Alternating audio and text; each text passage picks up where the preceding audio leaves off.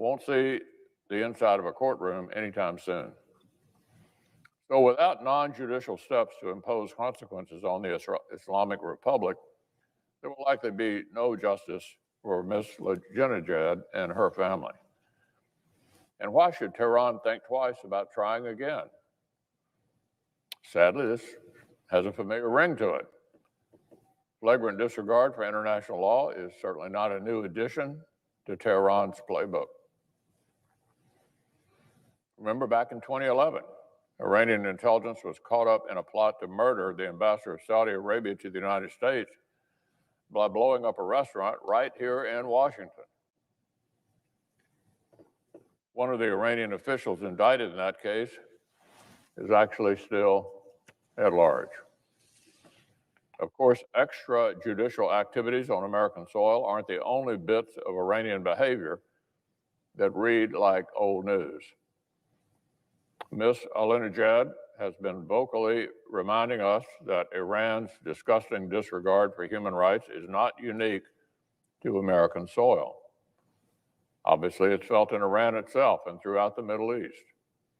This spring, the skies over Israel were filled with reminders of Iran's longstanding support for terrorist groups like Hamas and Hezbollah. Battlefields in Syria and southern Arabian Peninsula testify to the strength of Iran's proxies. And just this year on President Biden's watch, we've seen a surge in attacks on U.S. interests and facilities in Iraq, not seen since the height of our military presence in that country. So history continues to repeat itself in Tehran. And unfortunately, the Biden administration appears keen to follow a familiar playbook of its own. Inexplicably, the White House response to Iran's latest troublemaking, now listen to this, has been to consider lifting sanctions and offering new concessions to produce a new nuclear deal. Mr. President, Iran just tried to kidnap an American, right here in America.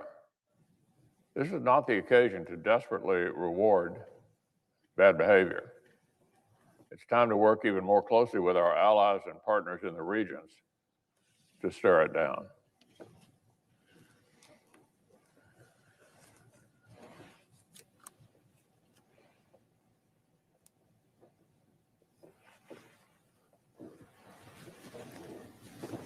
I suggest that to the quorum. Clerk, call the roll. Ms. Baldwin.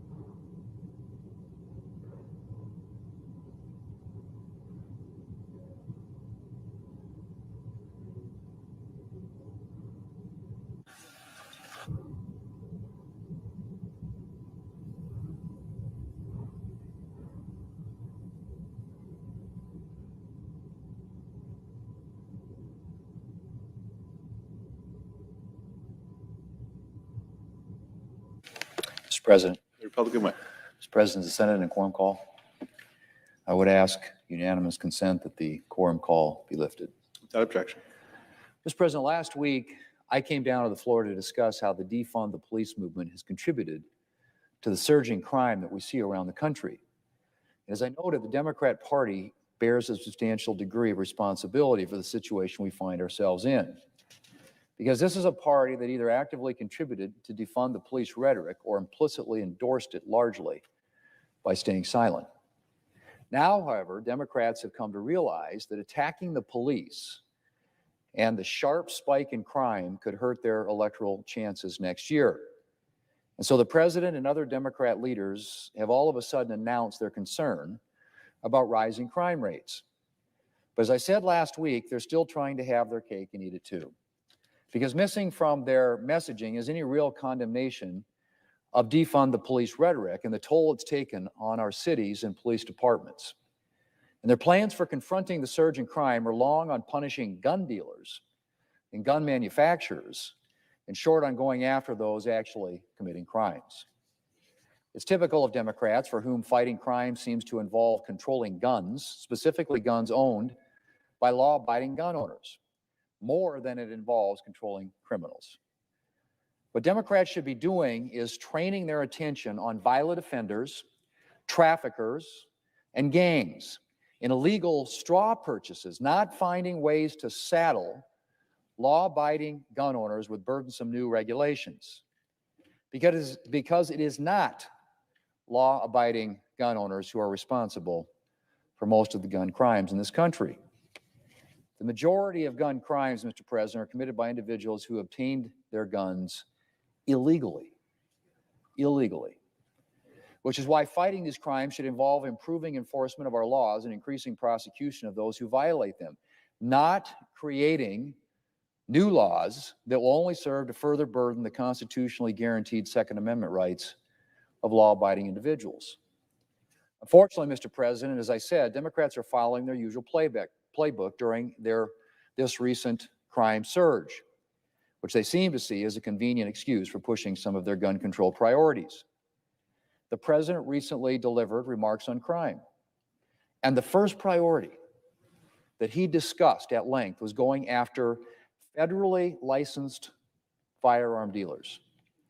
That's right, firearm dealers. Mr. President, while we can all agree that firearms dealers who violate the law should be punished, the rogue gun dealers that the president refers to are only responsible for a tiny fraction of the guns being used in crimes. Going after gun dealers is one of your top law enforcement priorities and not going to do much to stem the illegal flow of weapons or their use in crimes. Enforcement dollars and enforcement personnel are not endless, Mr. President, and you can waste a lot of money and a lot of man hours conducting checks of law-abiding gun dealers while criminals continue to use their illegally obtained weapons unchecked. Mr. President, nowhere are President Biden's priorities more clear than in his choice of nominee to lead the ATF, which is the Bureau of Alcohol, Tobacco, Firearms, and Explosives. David Shipman would come to the ATF directly from an organization where he has spent the past 5 years as a gun control advocate. He's well known for his, at times, extreme views on gun control and restricting the Second Amendment, including his support for banning probably the most popular rifle in the United States. He supports a so-called assault weapons ban, which usually refers to banning certain guns for their accessories and their appearance of lethality. But alarmingly, he could not give a clear representation of how he would define such a policy in his confirmation hearing. Equally as troubling is Mr. Chipman's clear disdain for gun owners. He claimed that most individuals with concealed carry permits are either untrained or irresponsible. During the pandemic, he mocked law-abiding gun owners and condescendingly said that first-time gun owners should put their guns away in their cabinets behind the beef jerky that they've presumably been saving for the apocalypse, and only take out the weapons if, quote, the zombies start to appear, end quote. Mr. President, I appreciate Mr. Chipman's long service as an ATF special agent, but I have serious concerns that as the head of the ATF, he would spend more time going after law-abiding gun owners than actual criminals. The fact that he spent years as a gun control advocate gives us pretty strong indication of what his priorities are likely to be if he ends up heading this bureau. Now, while Mr. Chipman couldn't make new gun laws as head of the ATF, he would certainly, or I should say, he could certainly have a hand in writing a whole lot of new regulations. Regulations that could end up substantially burdening Americans' Second Amendment rights. ATF has already gotten underway with the Biden gun control agenda with proposed rules against firearm parts, kits, often used by hobbyists, and widely used stabilizing braces, often referred to as pistol braces, first designed to help a disabled veteran safely fire a weapon. These regulations would turn millions of legal gun owners into potential criminals, and David Chipman would be in charge of seeing them through. Moreover, his demeaning attitude toward gun owners should also disqualify him from the ATF position. An individual who regards law-abiding gun-owning Americans as a bunch of untrained and irresponsible doomsday preppers waiting for the zombie apocalypse has no business leading a gun enforcement agency. Mr. President, the Vice President, and Mr. Chipman may not like it, but the plain language of the Bill of Rights clearly guarantees the right of law-abiding Americans to own firearms. And that right, like every other right guaranteed by our Constitution, must be respected and protected. And those who exercise their Second Amendment rights deserve to be respected as well.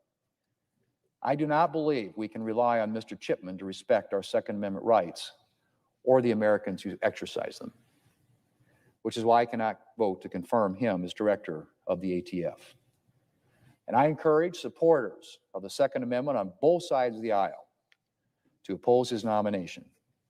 Law-abiding, gun-owning Americans deserve better than Mr. Chipman to head the ATF. Mr. President, I yield the floor.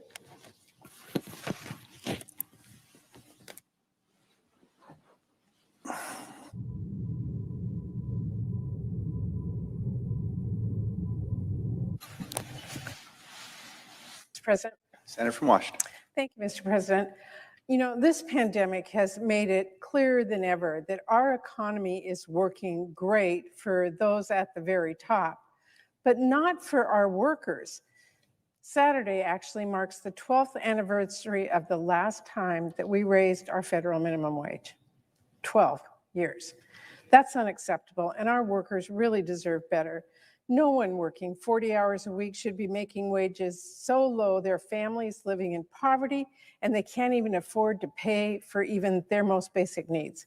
It's past time that we finally give workers, who are the backbone of our economy and have kept us going through this pandemic, a hard-earned and much-deserved raise.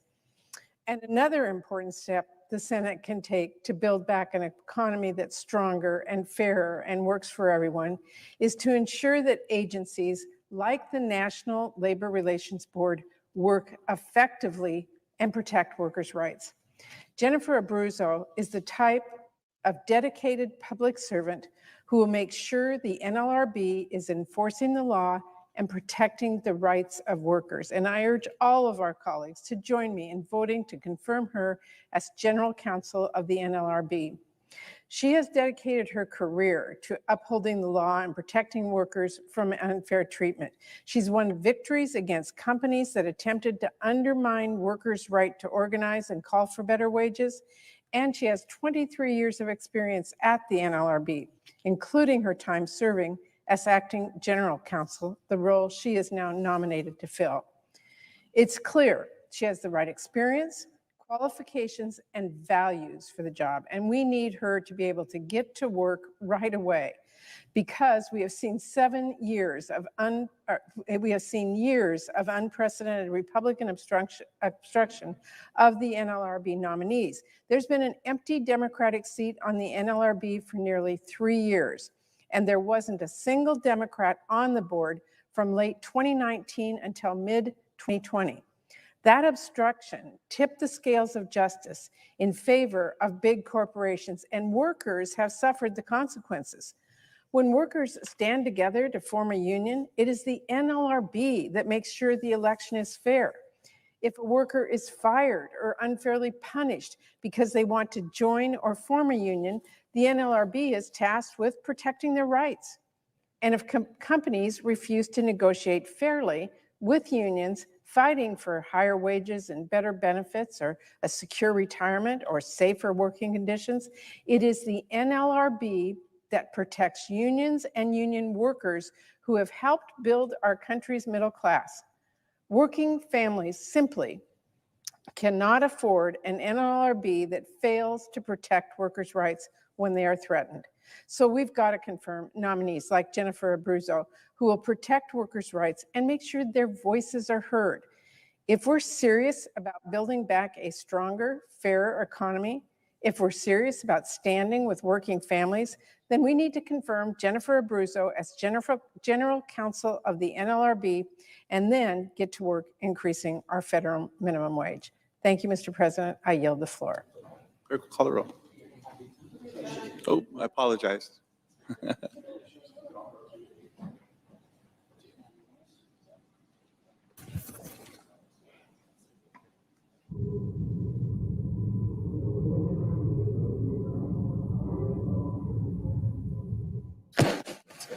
11:30 occurred.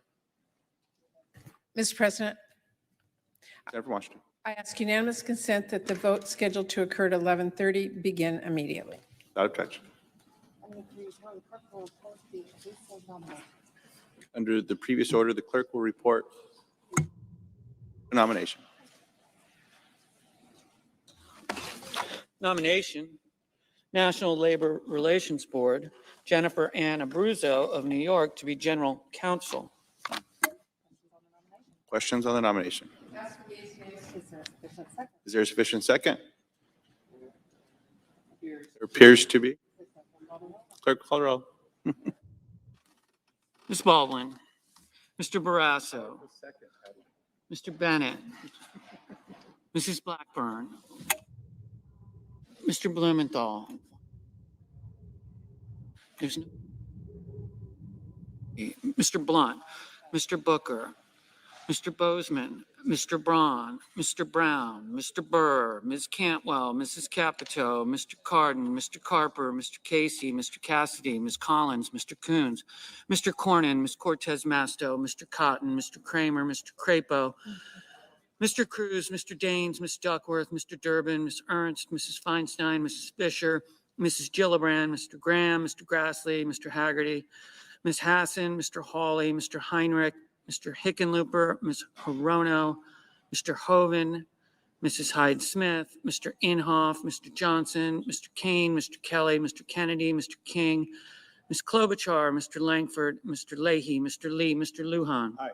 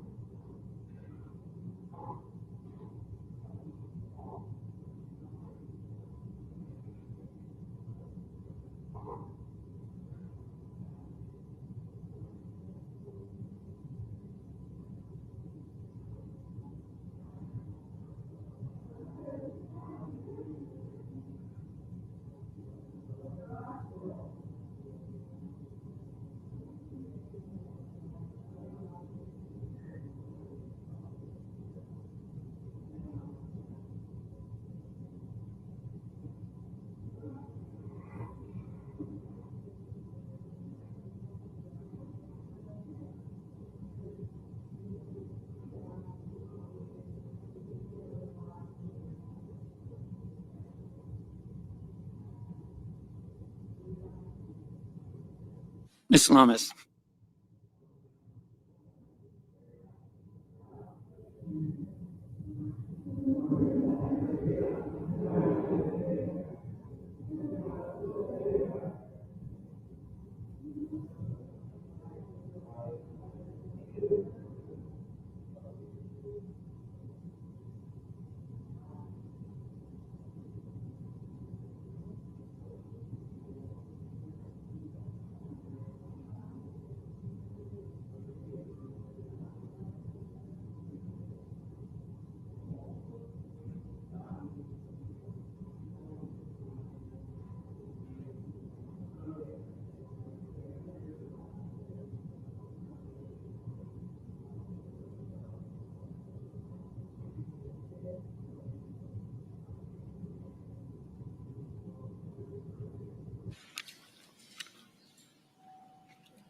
Mr. Manchin.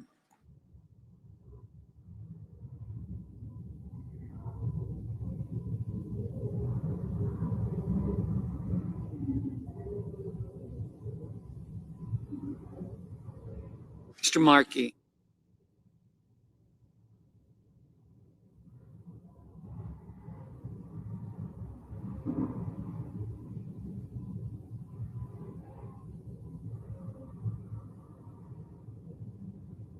Mr. Marshall.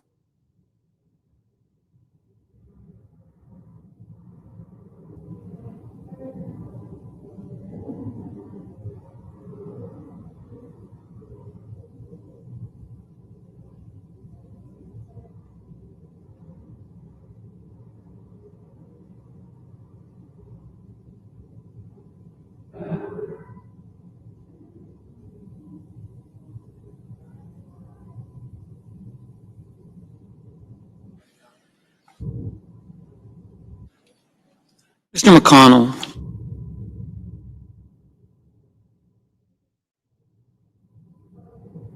Mr. Menendez.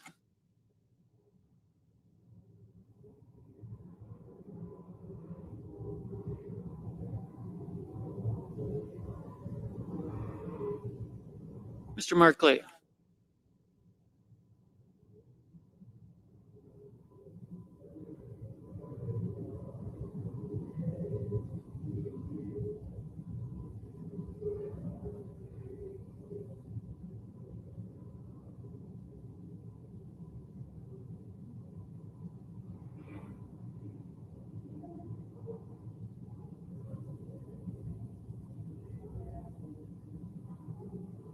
Mr. Moran.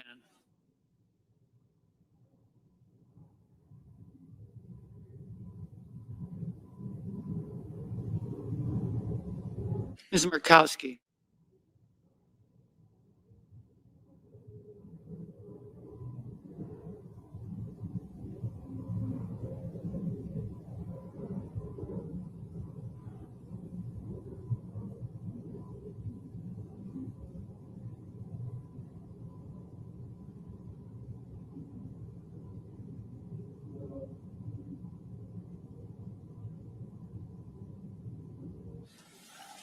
Ms. Murkowski. Mr. Murphy.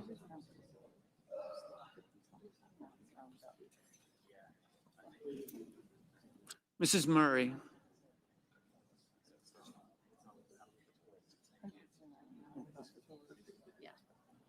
Mr. Ossoff.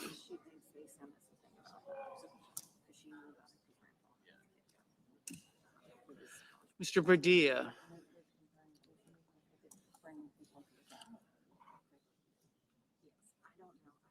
Mr. Paul.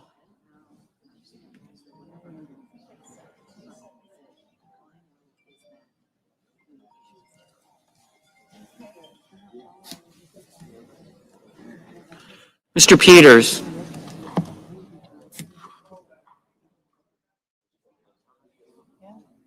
Mr. Portman.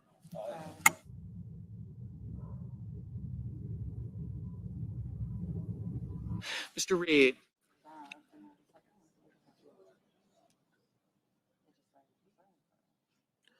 Mr. Risch.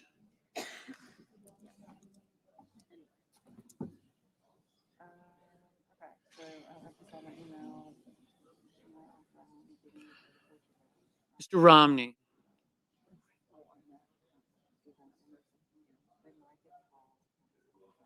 Ms. Rosen.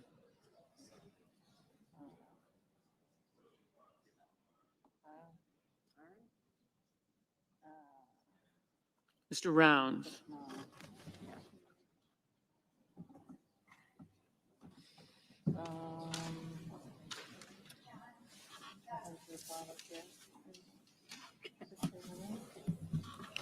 Mr. Rubio.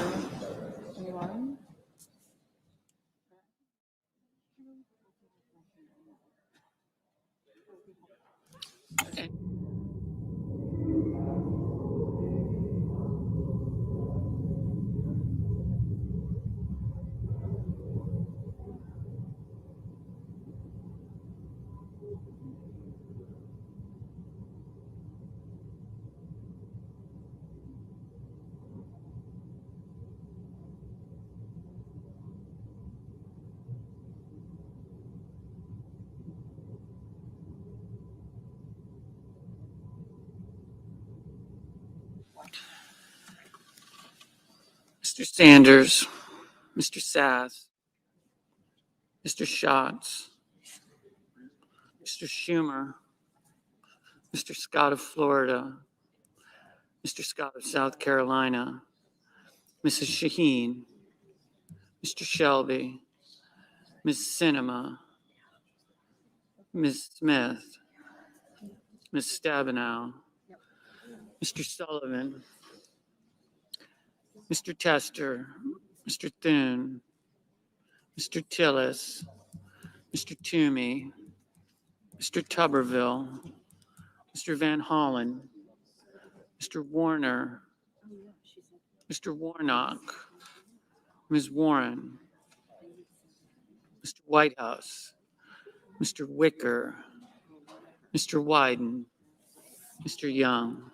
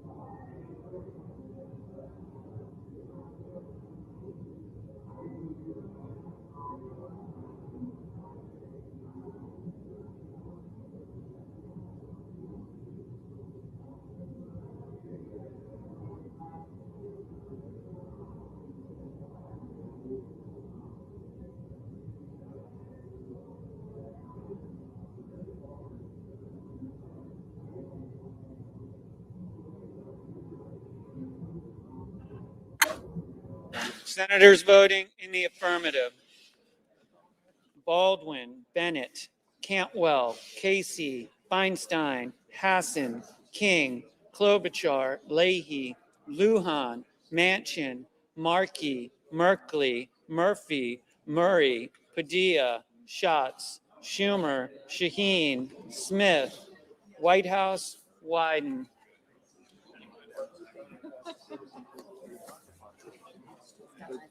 Senators voting in the negative: Blackburn, Blunt, Cassidy, Collins, Cornyn, Ernst, Graham, Grassley, Hoeven, Langford, Lee, Lummis, Romney, Rounds, Sass, Scott of Florida, Tillis, Tuberville, Wicker, Young. Gillibrand, Mrs. Gillibrand, aye. Mr. Warnock, aye. Mr. Van Hollen, aye. Mr. Blumenthal, aye. Mr. Johnson, no.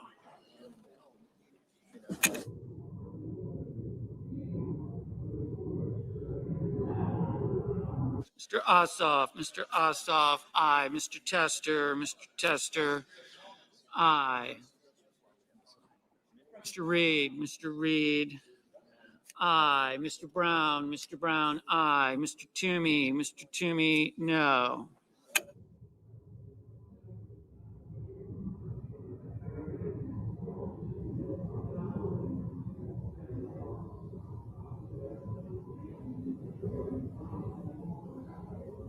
Miss Warren, aye.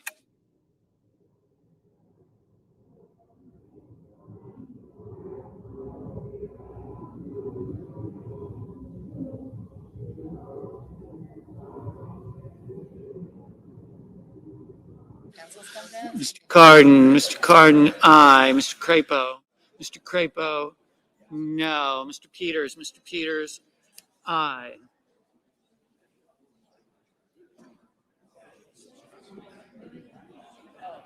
Thank you, sir.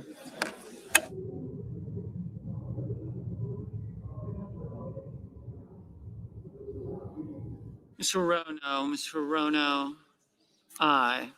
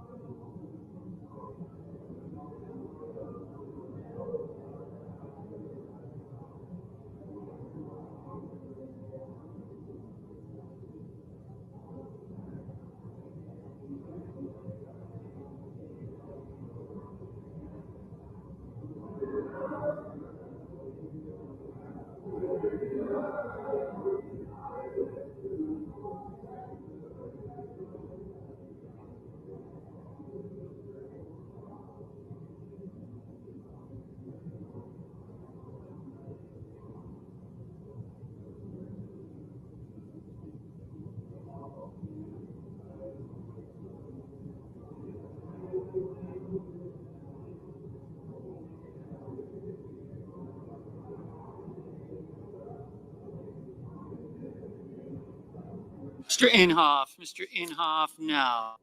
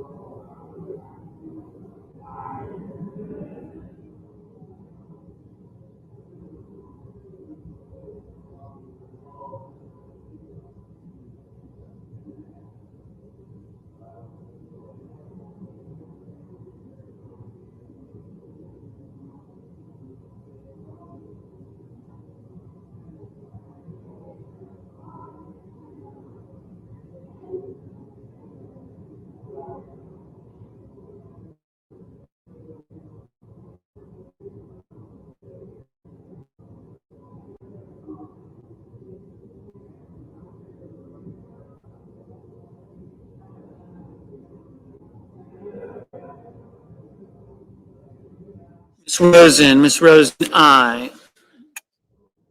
Ms. Stabenow, aye.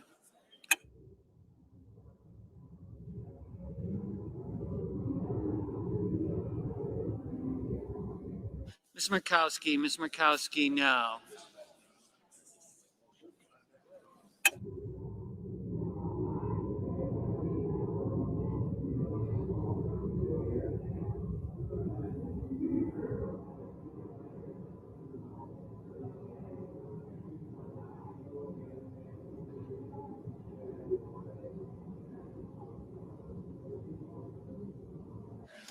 Mrs. Hyde Smith, no. Mrs. Capito, no. Mrs. Fisher, no.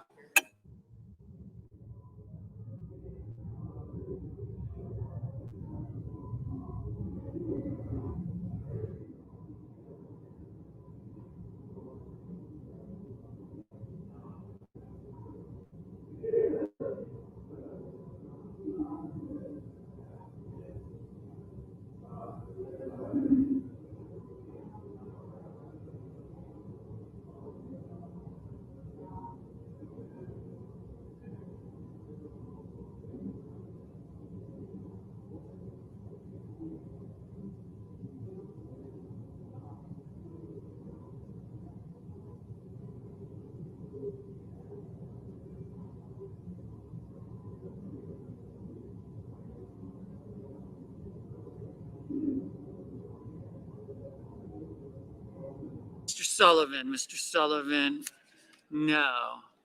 Mr. Durbin, aye. Mr. Cotton, no. Mr. Barrasso, no.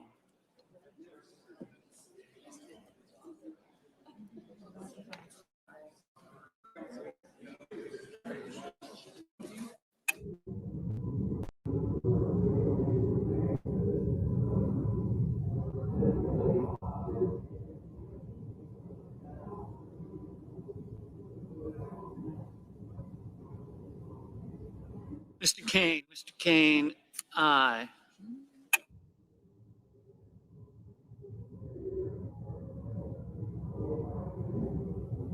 Mrs. Duckworth, Ms. Duckworth, aye.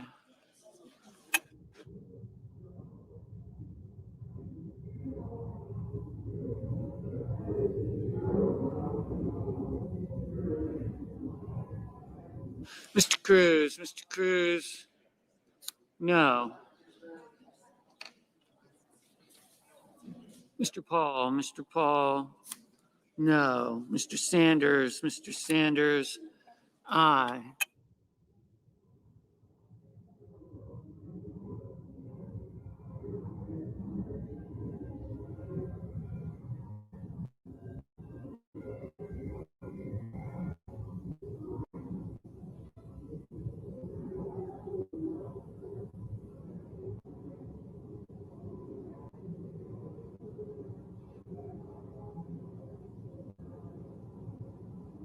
Mr. Bozeman, no. Mr. Burr, no. Mr. Marshall, no. Mr. Kelly, aye. Mr. Thune, no.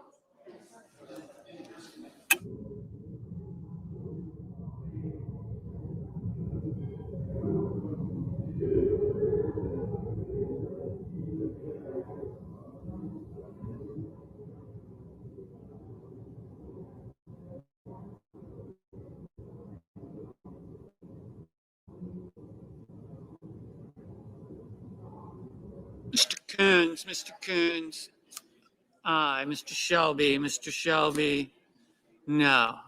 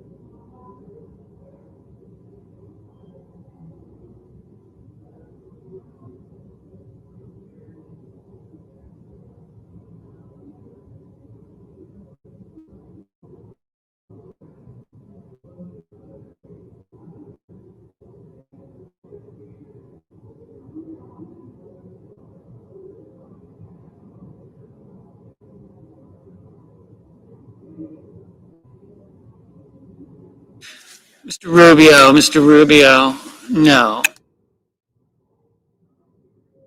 Mr. Braun, no.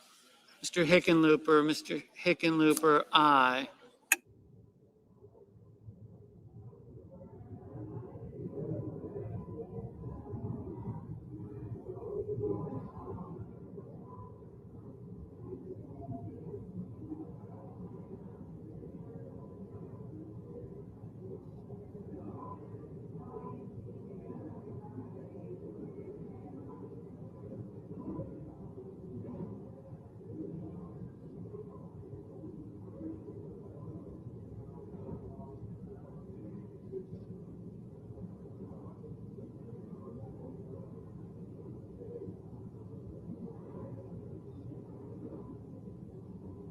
Mr. Warner, aye.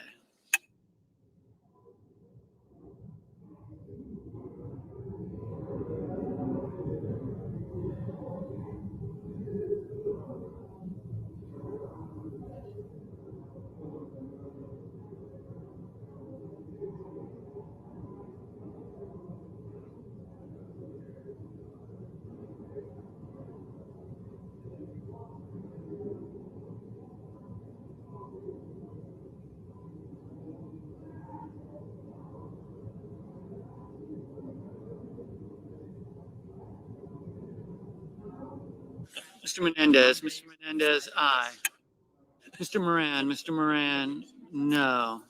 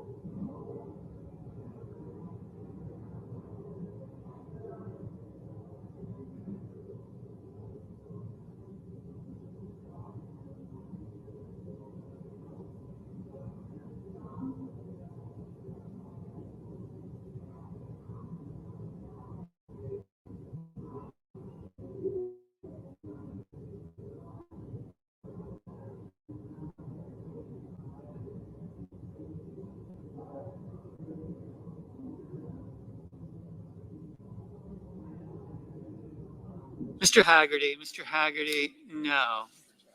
Mr. Booker, aye. Mr. Kennedy, no.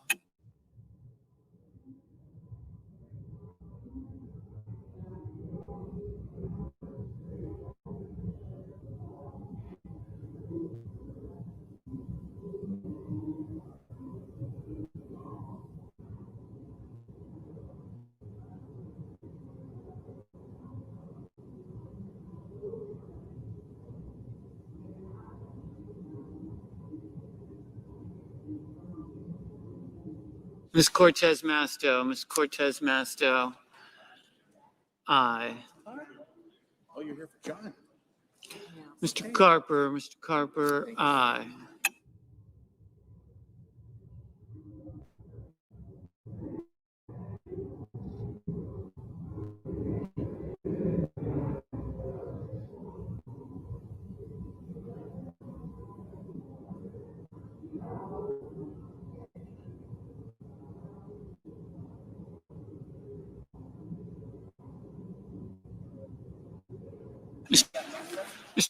Mr. Kramer, no.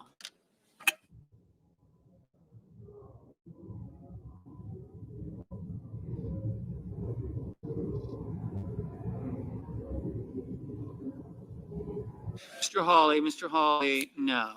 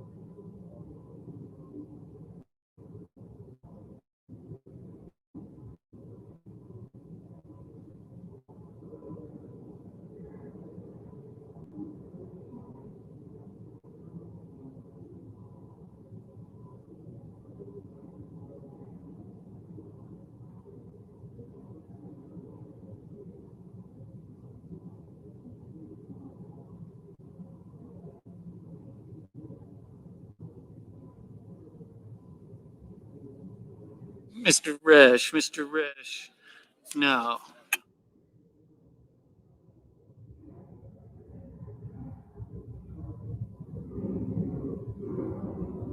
Mr. McConnell, no.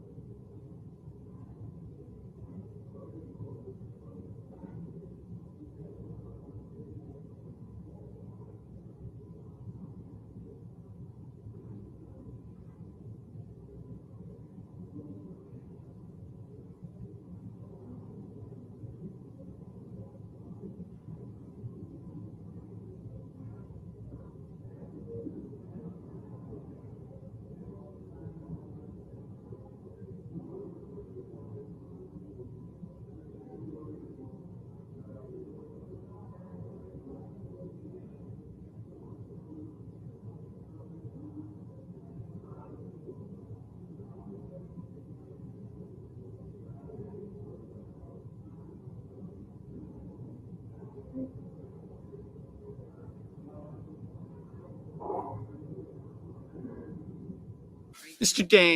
Daines, no.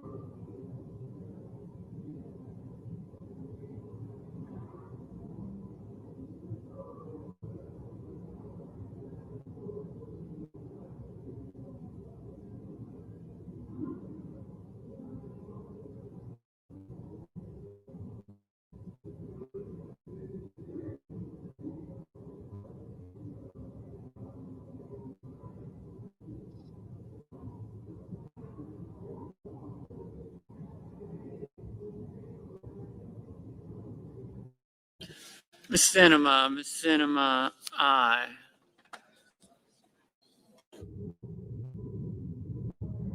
Mr. Portman, no.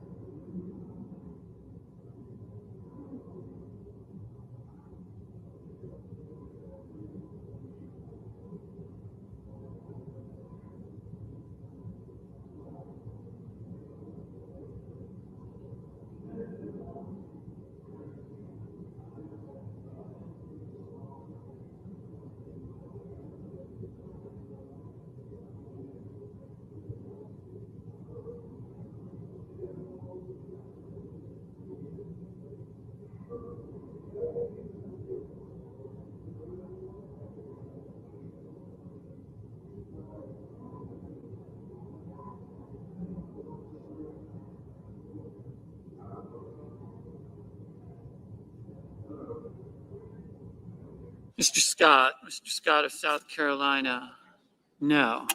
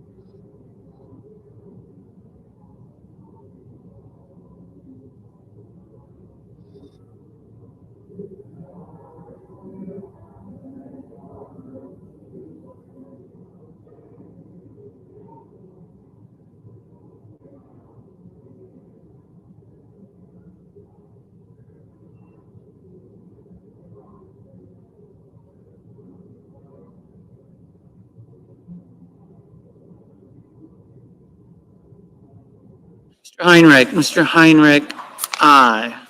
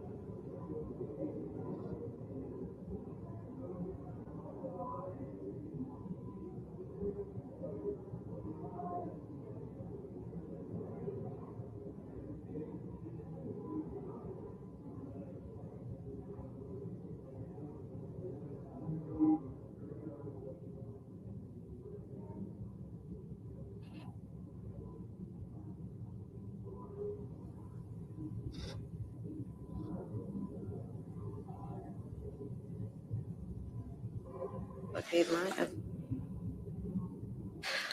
on this vote, the yeas are 50, the nays are 50. The Senate being equally divided, the Vice President votes in the affirmative, and the nomination is confirmed. Under the provision of the previous order, the motion to reconsider is considered made and laid upon the table, and the President will immediately be notified of the Senate's action. The clerk will report the motion to invoke cloture.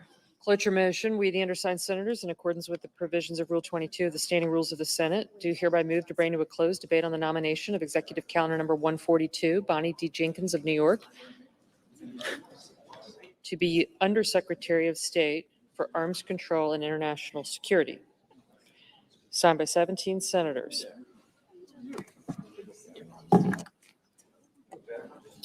By unanimous consent, the mandatory quorum call has been waived. The question is it the sense of the Senate that debate on the nomination of Bonnie D. Jenkins of New York to be Undersecretary of State for Arms Control and International Security shall be brought to a close? The yeas and nays are mandatory under the rule. The clerk will call the roll. Ms. Baldwin, Mr. Barrasso, Mr. Bennett.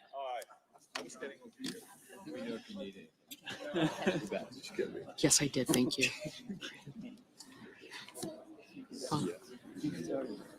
I trust you. No? Get used to that. I just am aware. I've been. Aye, Captain. Thank you. Thank you.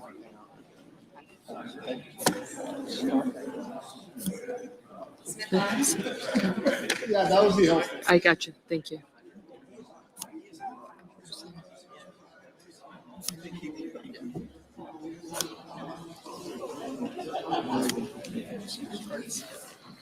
Voting yes. Yep.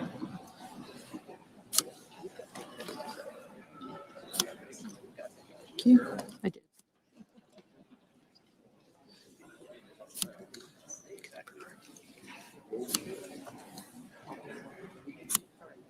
I got you. Got you.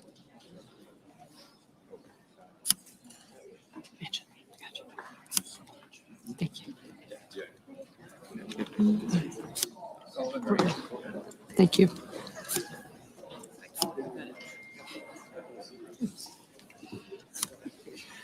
Mrs. Blackburn. Mr. Blumenthal. Mr. Blunt. Thank you. Thank you.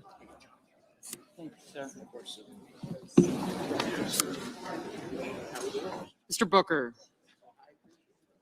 Mr. Bozeman. Mr. Braun. Mr. Brown. Mr. Burr. Ms. Cantwell. Mrs. Capito. Mr. Cardin. Mr. Carper. Mr. Casey. Mr. Cassidy. Ms. Collins. Mr. Coons. Mr. Cornyn. Ms. Cortez Masto. Mr. Cotton.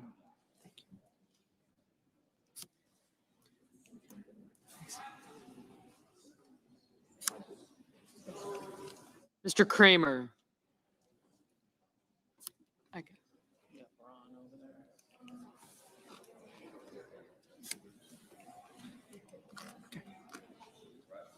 Mr. Crapo. Mr. Cruz. Mr. Daines. Ms. Duckworth. Mr. Durbin. Ms. Ernst. Mrs. Feinstein.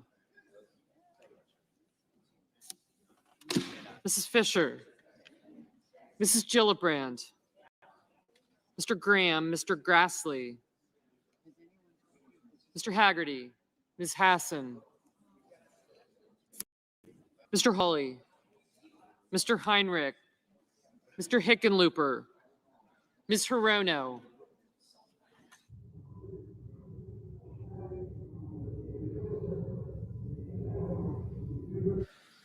Mr. Hoven. Mrs. Hyde-Smith. Mr. Inhofe. Mr. Johnson, Mr. Kane, Mr. Kelly, Mr. Kennedy, Mr. King, Ms. Klobuchar, Mr. Langford, Mr. Leahy, Mr. Lee, Mr. Lujan,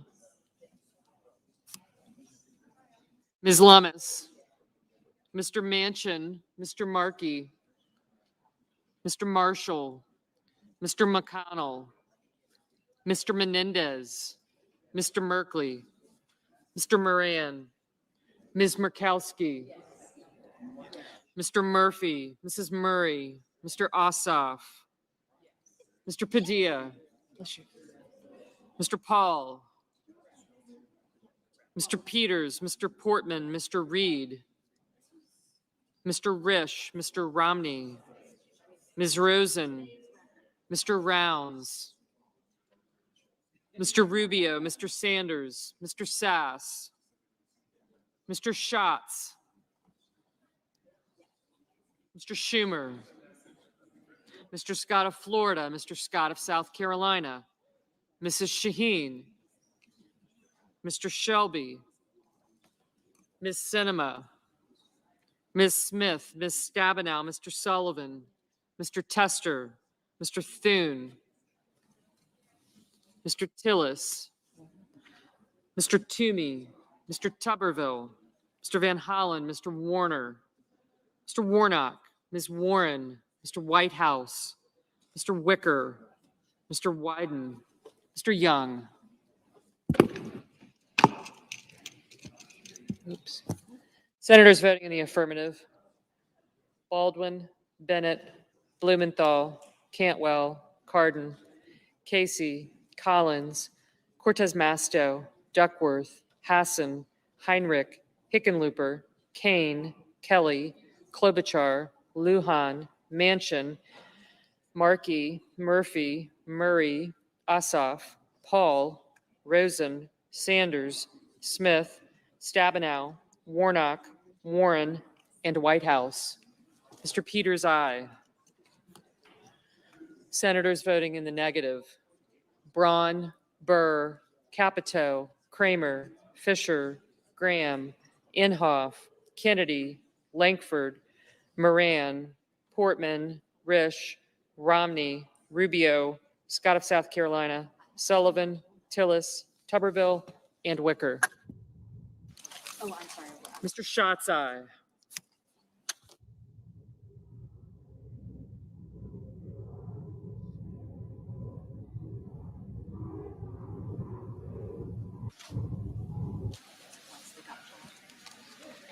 Marianne, they got Paul.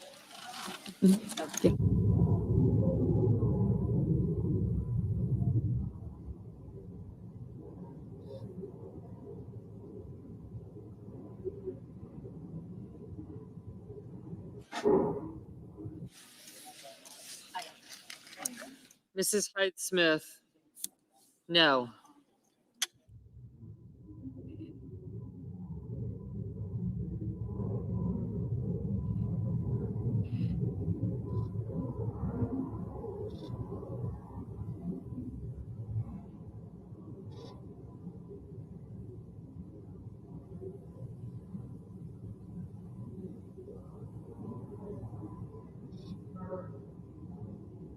Mr. Merkley, aye.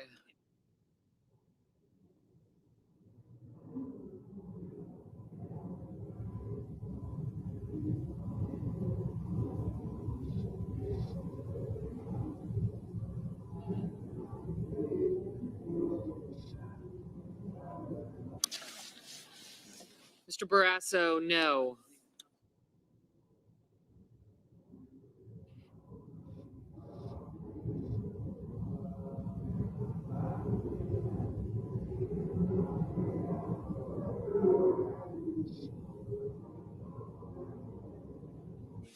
Mr. Cornyn, no.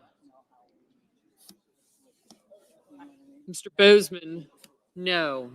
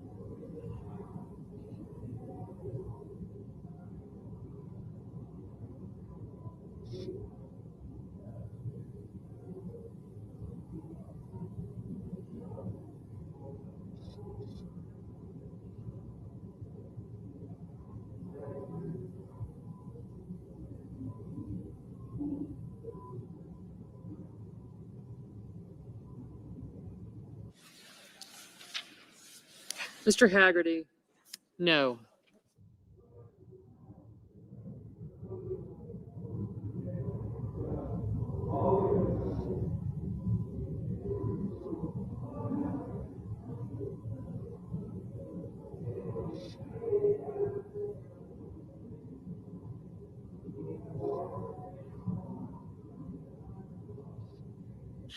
Mr. Booker, aye.